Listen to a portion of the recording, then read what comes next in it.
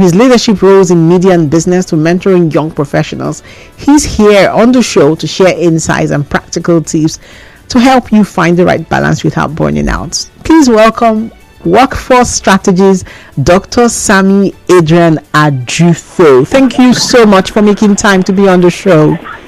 Thank you, Choma, for having me on your show. And by the way, I was working on something while you called me, so this is side hustle. This call is a side hustle. Oh, see the timing. See, perfect timing. Thank you for having taking the call and doing this on short notice. Yeah, my pleasure.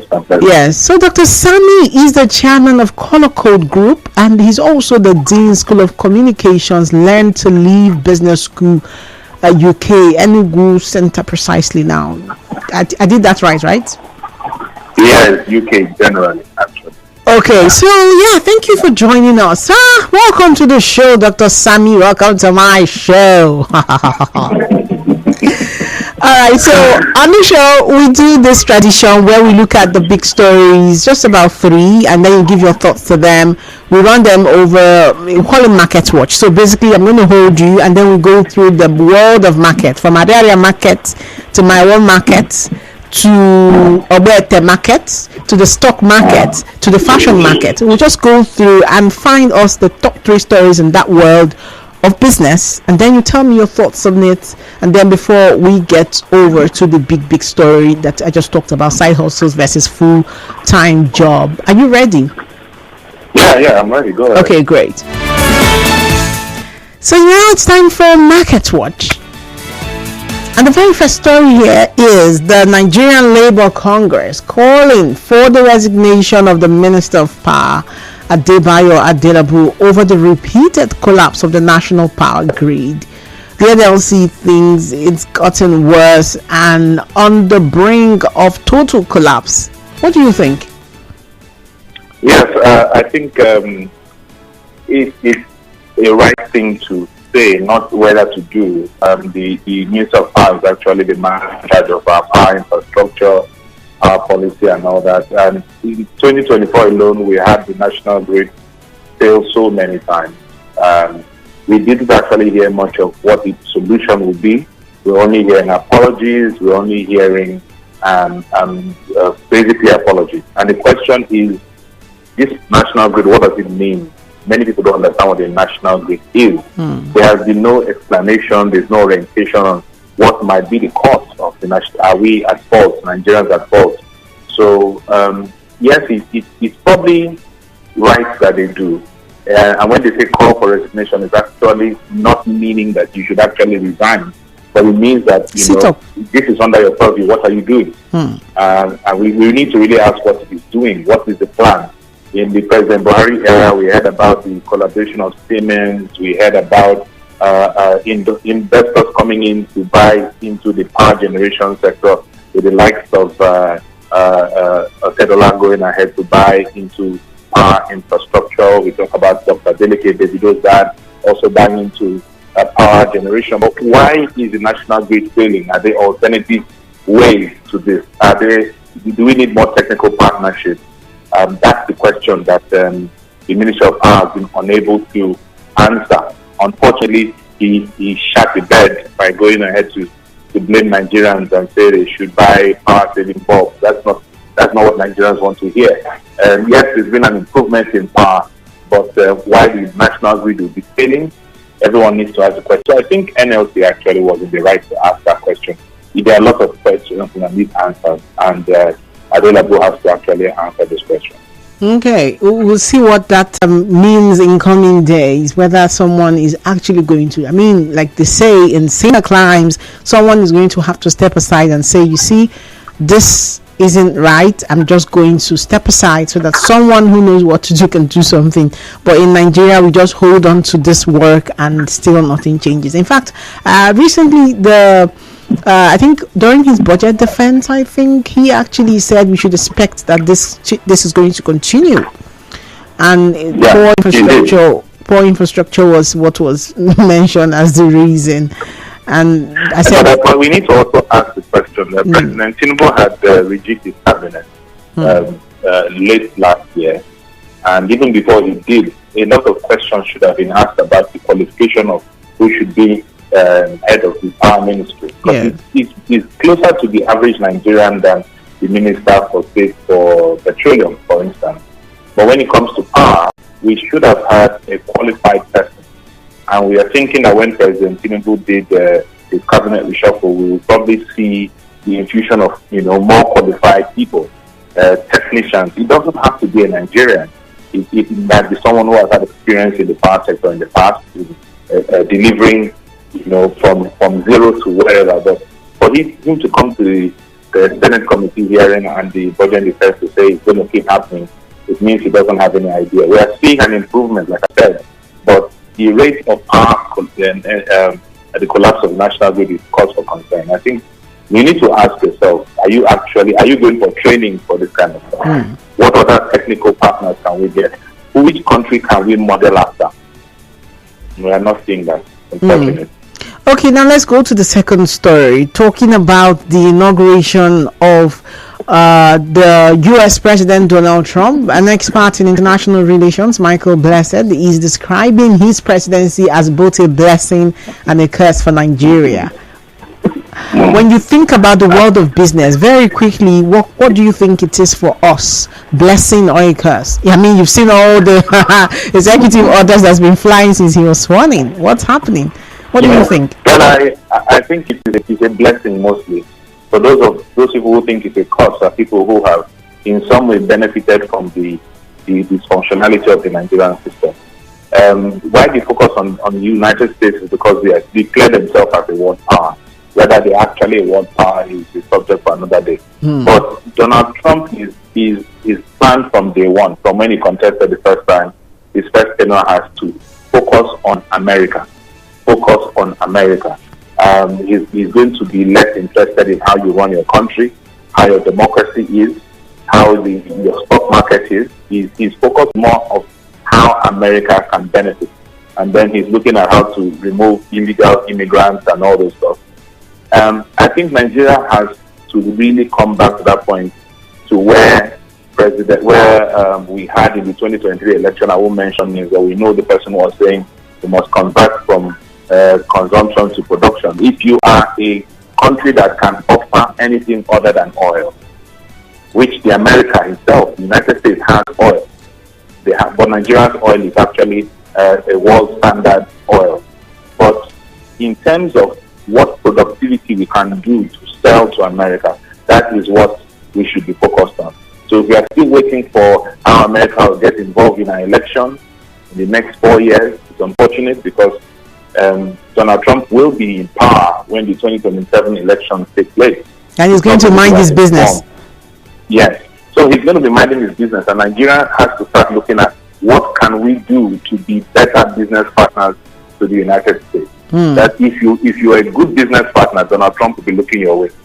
Now he's trying to bring everything that has been outsourced to countries like China and other things. He's looking at how to bring them back to the average American working city. So if Nigeria keeps thinking that we'll be expecting handouts, we're not going to get that.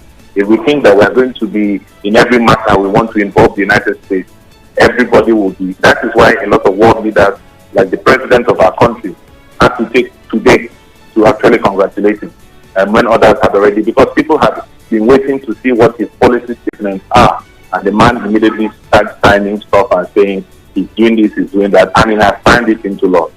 So Nigeria has to find where they are going to be either beneficial or they focus on how to build their own country. Okay. That's what I say. Okay, and that's it on Market Watch. It's now time for Insider Tips. On Insider Tips, we're looking at the future of work, side hustle versus full-time job. My guest is still here, but first let's go on this break. When we return, we'll look even deeper. Is it a smart move to have a side hustle? That's just a simple question, and you get to share your thoughts on. We're live on Facebook, we're live on YouTube, and then you get to also call in. So after this break, the phone lines will be open. I'd love to hear from you. What's your side hustle? Yes, get ready to tell me at what point you started it and how it's going for you. We'll be right back. Stay tuned.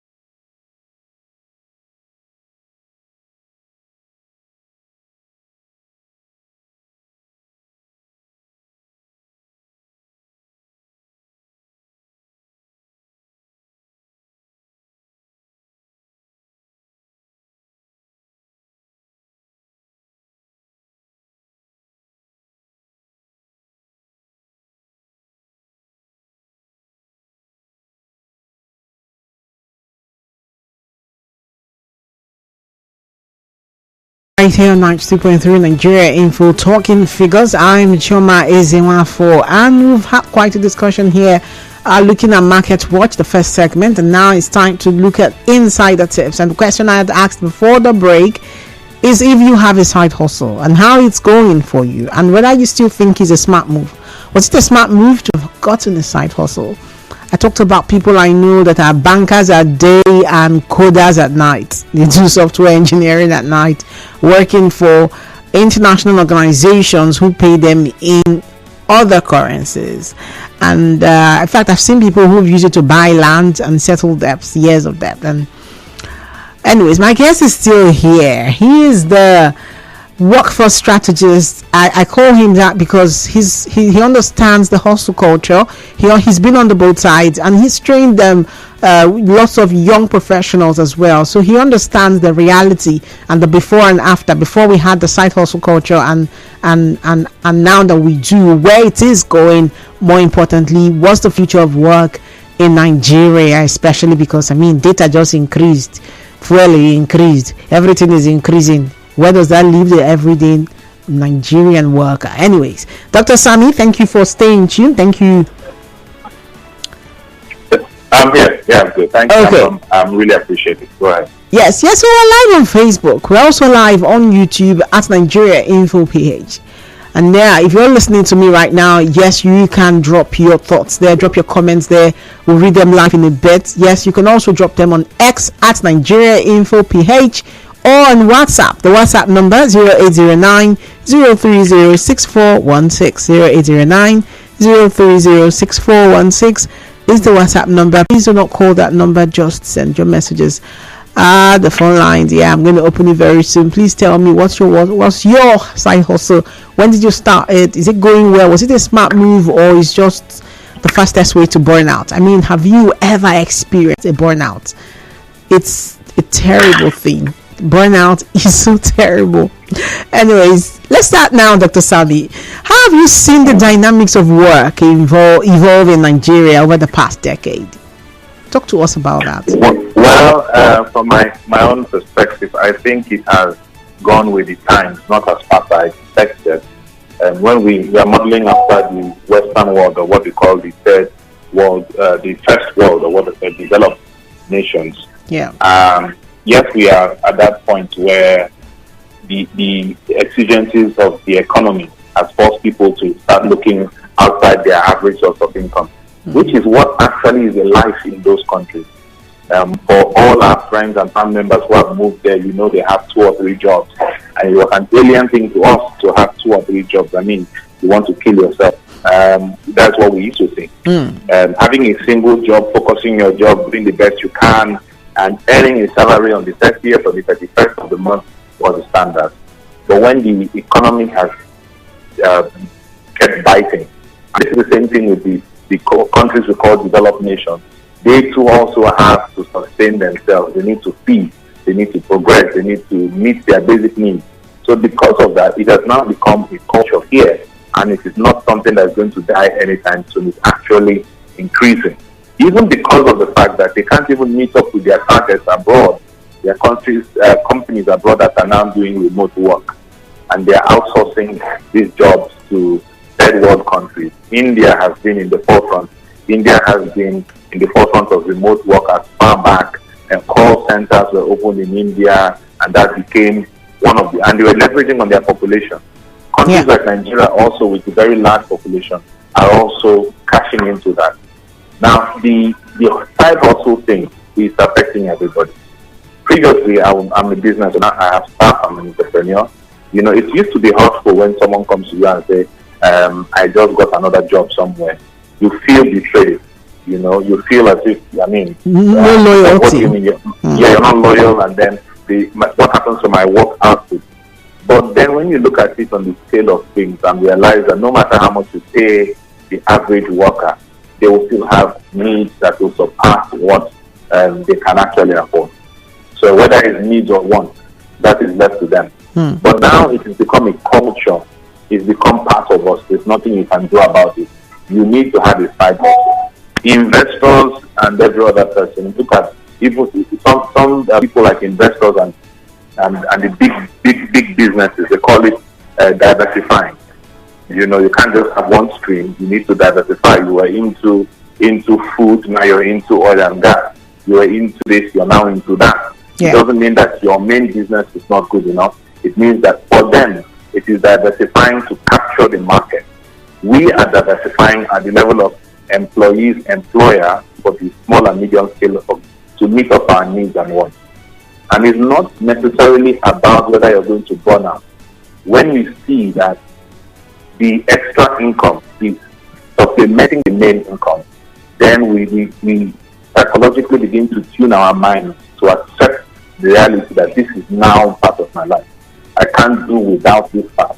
You know, so whether people have begun to cash in and take advantage of it for negative things, people are telling you, just put money here and let your money work for you, or whatever be the new fad now. People are looking for other sources of income. And people who do work by day, people who do work by night, it's still the same thing. A driver who drives in the office, in the bank, from 9 to 5, and he has his own small car. By 5 o'clock, he drops off his car, starts his own taxi business from 5 going to 9, you know, or 10 o'clock, or whichever the case may be. These are the extra sources of income. The problem we are beginning to have is people not being able to balance out those tasks they are given. Time for rest, time for recuperation. Some people are putting themselves beyond their limits. If you know that your mental capacity can handle only 2 things, focus on those 2 things.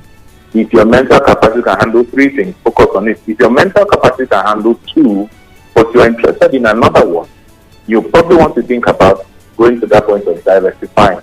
You're giving employment to another person to do that other task that you cannot do because your hands are full. So it is now part of our traditional culture. Nobody will be, for employers, as long as it does not fit into your work time, people don't really care. We are now at the point where even employers are beginning to scale down on those macro things they used to do. They're now saying, okay, do this task, do this task. Everybody, or some people, this number of people, give these other people increased staff and increased salary. Those kind of people don't really have the time to do extra things. But if you were given just a few tasks and you feel that you can share your time, then it's also possible that you can try. But this is for people who know that it is possible to work in 2 places and it doesn't clash. Now, the problem a lot of us have is when we start seeing that extra income looks more enticing than the main income, we made the mistake of leaving the main income to focus on the side hustle. Yeah. And that is where the problem starts, because the side hustle is supposed to be a side hustle. It's supporting income. Irrespective of wherever it's coming from. It's coming from your dollars, it's coming in pounds. It is still a supporting income. Until the point where you say this supporting income should be the main income. And that's when you start thinking about diversifying into other stuff. So the culture of side hustle will always be with us. Jesus, we can take to the Bible, Jesus was preaching, and he was also a carpenter and a traveler. You know, so everybody would be able to do much more if you have the mental capacity, the mental stamina, and the discipline to go ahead with what you need to do. Okay, interesting. Now let's open the phone lines. I cannot wait to hear what the side hustles look like these days. Yes, the phone lines are now open. 0817-923-0002. You can also call 0817-923-0003. What's your side hustle? When did you begin the side hustle? How is it going for you?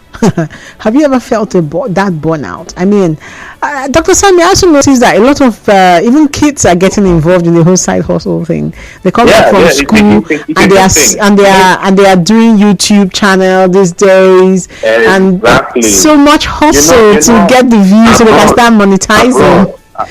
Abroad, people do. They do pay kids to do house chores. That's what happens abroad. But then our parents now thought that your job is just to be the child, let me provide for you. But now children are not providing. It doesn't necessarily mean that the parents are no longer breadwinners. it means that everybody's bringing something to the table. Interesting. So it's good. Yeah. Anyways, we're going to look at that one some other time. But then, when you look at this now, let's look at the challenges. Let's just dwell on what comes with having two jobs or having a side hustle. I mean,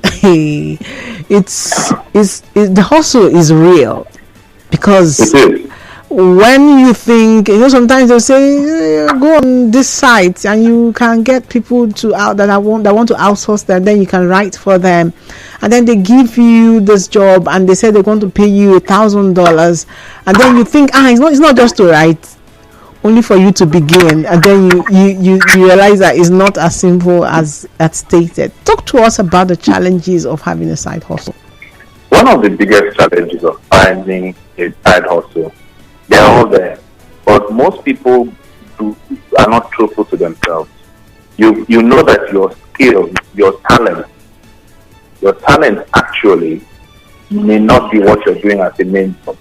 But your talent might be an engineer, but you really love writing.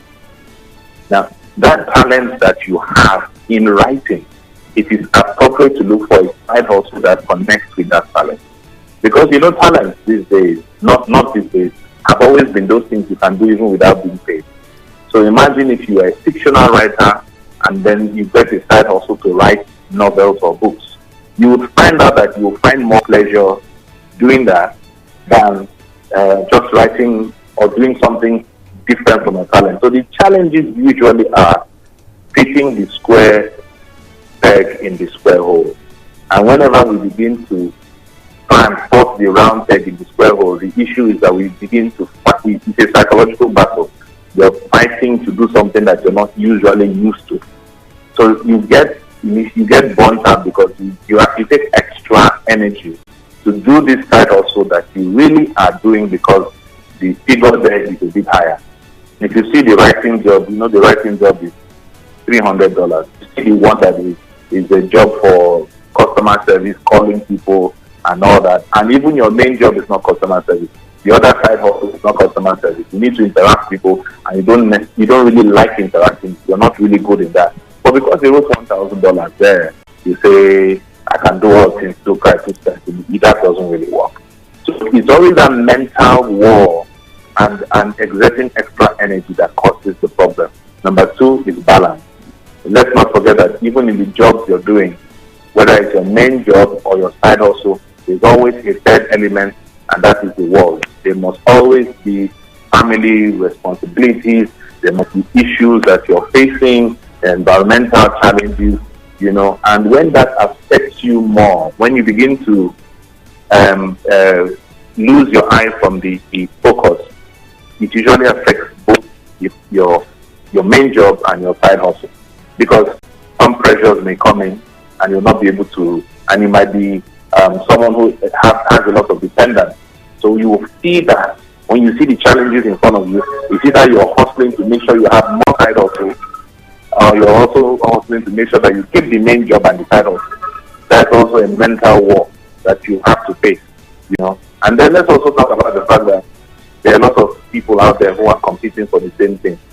And this side hustle you're talking about, you might be struggling to find a good side hustle that will pay you eventually. Let's look at people who are into selling of consumables or fashion items. You want to be selling hair. The hair market is congested. You want to go into lashes. The lashes market is congested. You want to go into selling bags of pure water. In your whole neighborhood, there are about 15 different places of buying pure water. Mm-hmm. You want to go into this. So it looks a lot more competitive for many people. So when they go into that field and say, even if there are 50 people doing this thing, I'll still compete. Here the problem lies. Yeah. You begin to see how you begin to fight to remain relevant or even to get into the market. So the challenges are so many, but most of them are mental. Most of them are things you need to battle with your mind. And you need a very strong will to say, I will do it, or I'll not do it, or I'll be disciplined in that. So I think those are the key challenges. And every other thing is encapsulated in that third element, which I say is the environment, is the world, whether it's government, whether it's taxes, whether it's national grid failing, whether it's price of dollar going up or going down. it is always a third factor that always competes with your struggle to provide. Okay, 0817-923-0003. You can also call 0817-923-0007. Hello, good afternoon. Okay, please call me back 0817-923-0009. The WhatsApp number 0809-030-6416. What's your side hustle? Do you have one? At what point did you decide, you know what, I'm getting me this side hustle? This salary is not salarying again. I need a side hustle. At what point did you decide? And how has it been going for you? If you have a side hustle, I would love to hear from you. Hello, good afternoon.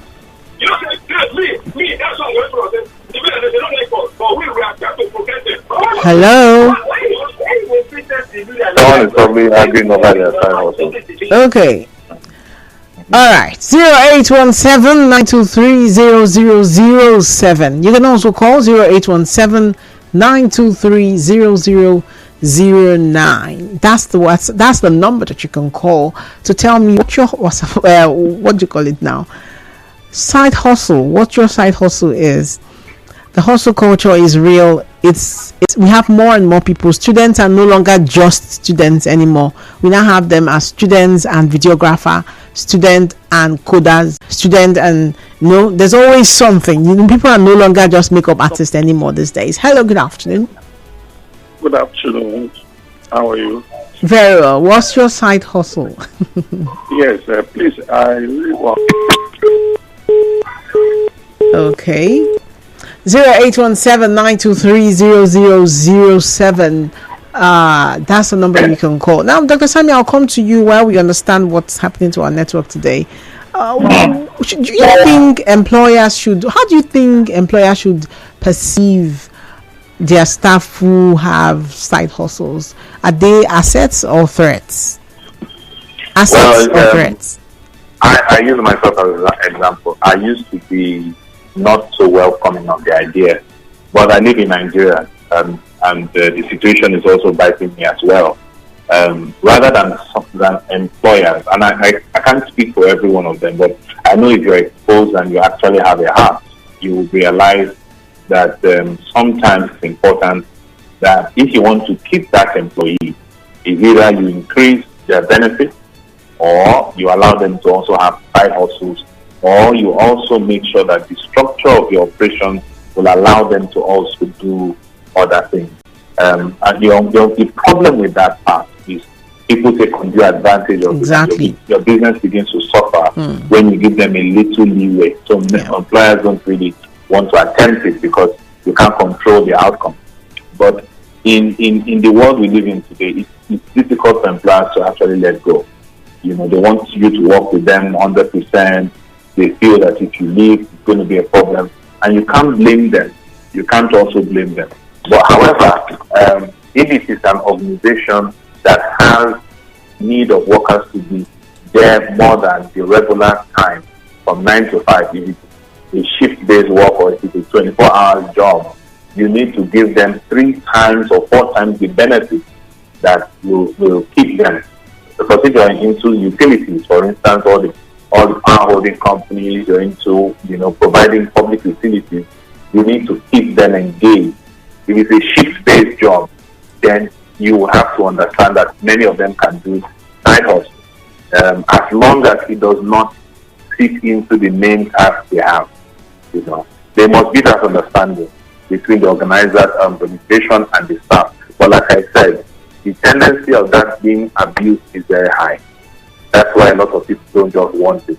Or you just say the business, look, if you're doing a full-time job with me, I'll pay you X amount. If you're going to be doing part-time, I'll pay you X amount. So maybe the business itself should structure itself that will allow shift-based jobs or skilled and semi-skilled workers to work for you. But if it is that people will do side hustles, they will do. The first people who actually have more time are government workers, especially. Government workers have time to do side hustles. 2 o'clock they are done. Yes. Some of them say they close by 4, but by the time they get there by 3, they're already packing their stuff. So government workers have that opportunity to do more side hustles. That's why you see them having small shops, small businesses, kiosks, and all that. Other people too have that. So if you're not an employee at this point in time, it's not a side hustle, it's your main hustle. If you're a student, it's a side hustle. It's not even a hustle. It's a job, which is before you even graduate. So it's encouraged that you should always find something to do with your hands and your brain. So rather than lazing about, yes, you can go ahead and do that. And maybe be open to prospective businesses who reach out to you and say, can you come and work with us full time? And say, I can't work full time. I have another job, but I can consult for you. That's another thing that organizations should try and leverage, where you hire people as consultants to do certain tasks in your organization or part-time workers, so that you don't the burden is shared. So that is especially for companies whose owners don't mind not seeing plenty staff in the office. Because I was going to ask you that at the end of the day, if you look at it, the people when you think about competence now, the competent workers would not just have just that job. Yes. The competent workers would always have to get a side hustle at some point. A competent worker, if in a good work environment, will probably not even have time to do any other thing else. A competent worker in an environment that appreciates it will not really allow. But they will eventually have closing time, right? Every work has a closing time. They will. So a competent worker, someone. Okay, go ahead. For instance, if I have a worker who I found out was most sought after by my competition, that all the people who are in the same market with me, 9 out of 10 of them are looking for the same guy. The tendencies are that I will do everything to keep him. I'll pay his student school fees. I'll give him a house. I'll give him a car. I'll give him foreign benefits. I'll give him all that to take much of his time. That is the selfish me. But you see, so employers should start thinking that way, where you engage your competent workers, engage them enough with the right incentives that they do not think side hustles, right? Yes, it's okay. It's not a bad thing. It's not a bad thing. It's about, we're in the same market. This is about who takes the advantage. That's why we have exploited workers. It's actually supposed to be the work ethic. A worker is supposed to feel secure in the environment he is in. If the worker chooses to have a side hustle, it should not be in anything that is closely related to what he's currently doing. Yes. So you cannot be in the electrical sector and you're going to help someone in electrical work in his company. If you are in a company, in an environment that promotes and fosters your well-being, it will be wrong for you, except if the owner of that business grants you the permission to do such things. But when side hustles become necessary is when I'm an electrician, I work with an electrical company, and maybe they can't meet up with my work requirements, but I'm doing an independent work of electrical work for maybe a small business or whatever, and I'm not in direct competition with my owner of the current company, then it's probably something that we can start discussing. But we're in the third world. Yeah. And we can't really balance it out based on what is happening in development. The lines always get blurred at some point. Exactly. Okay. So that's basically the issue. Okay, let's look at tech and how it's contributed to all of this. What future innovation might further shape this trend that we've seen now? A lot of things. We're still looking at artificial intelligence. We're still looking at machine learning. We're still looking at all that and seeing whether we will be, we will have a huge part to play, or we'll just, be in competition with that. That's where everyone is still watching to see what the future of artificial intelligence is. But in terms of tech, there are so many opportunities that are there.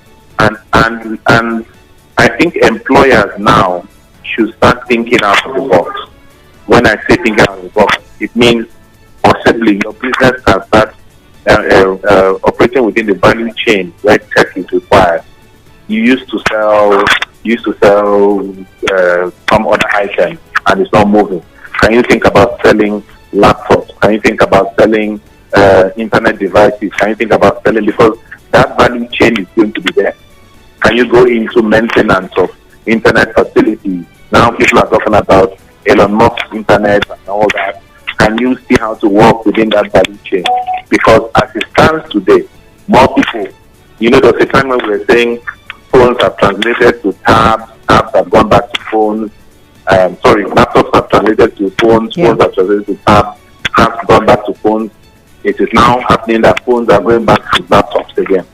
So we need to start looking at that value chain, because a lot more people are going into tech, a lot more people are going into learning.